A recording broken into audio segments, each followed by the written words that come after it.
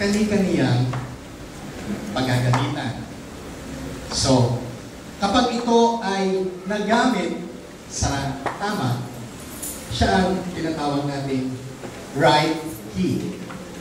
Tama? Right key. So, may mga susi dito na pare-pareho. Pero, iba't iba ang paggagamitan. So, exclusive ang susi ito para sa isang pintuan. Alam niyo, sa kaharian ng Diyos, maraming susi. Iba't ibang susi. Ito yung tinatawag natin the secrets of the kingdom, the laws, the principles, the instructions of God, the Word of God. Marami hong susi sa kaharian ng Diyos. And they are intended to use in a specific situation. Hello? Hello? Sundan niyo po ako. Yun ho ay ma-apply natin sa specific na sitwasyon. Sundan niyo ako. Dito sa mga bagay na nais kong ibahagi sa atin ay makakatulong po ito para sa ating patuloy na paglago. Makakatulong po ito sa ating patuloy na pag-unlad. Okay? So kung handa na kayo, ito ang number 1.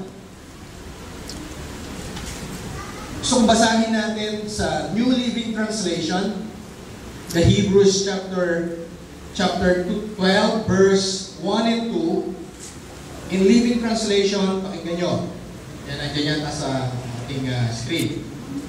New Living Translation, Hebrews 12, verse 1 and 2. Therefore, since we are surrounded by such a huge crowd of witnesses to the life of faith, let us strip off every weight that slows us down, especially the sin that so easily hinders our progress. Oh, that word. Especially the sin that so easily hinders our progress. And let us run with endurance the race that God has set before us. We do this by keeping our eyes on Jesus, on whom our faith depends from start to finish. And He was willing to die a shameful death on the cross because of the joy He knew would be His afterward. Now He is seated in the place of the highest honor besides God's throne in heaven. Note that word, easily, or the sin that so easily hinders our progress. Ayaw po nating mahinder yung ating pagunlad. Ayaw nating mahinder yung ating progress. Alright, the first, don't, nababasa nyo na, naunahan ako. Don't get interrupted. Ano ibig sabihin ng unahan? Don't get interrupted. Huwag tayong, huwag tayo i-istorbo. Sino sa inyo gusto ma-istorbo? Sino sa inyo kapag natutulog kayo, gusto nyo ma-istorbo kayo? Wala. Sino sa inyo gustong ma-istorbo kapag kumakain? Wala rin. Tingnan yung katabi nyo. Sabihin mo, huwag ako istorbohin. Istorbohin na. Makikinig ako. Makikinig ako. Ano ibig sabihin niya? Don't get interrupted. Kanina pa na ganyan, naka-record ba? Naka-record yun. Naka-record. Christian life o kingdom living is light and easy. Dapat mo saan. Sino nakikinig last Sunday? Preaching ni Pastor Jim. Life should be light and easy. True, totoo po yun. Light and easy ang kingdom living. Christian life is light and easy. Light and easy. Light and easy. Pero, meron kong mga tinatawag na interruption.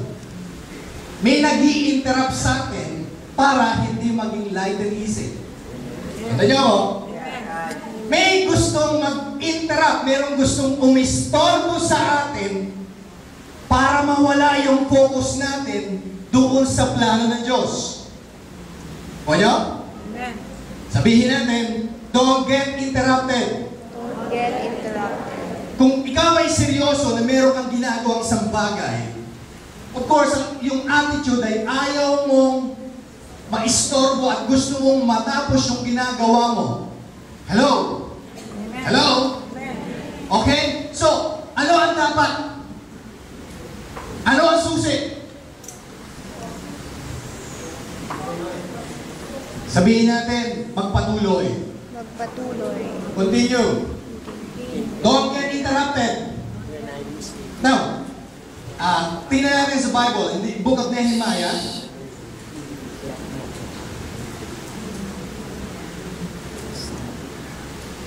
Tandaan natin,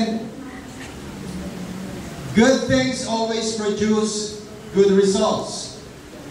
So if it is not right, anong dapat gawin? Discontinue. But if it is good, then continue. In book of Nehemiah, chapter 4,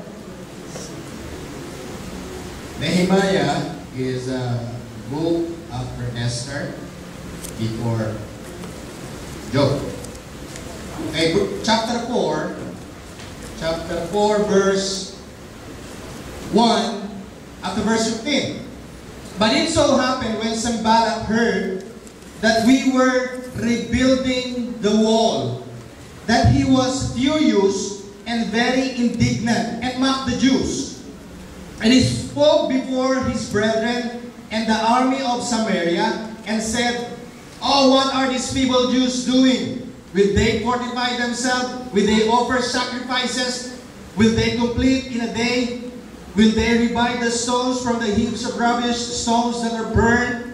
Now Tobiah the Ammonite was beside him, and he said, "Whatever they build, if even a fox goes up on it, he will break down their stone wall.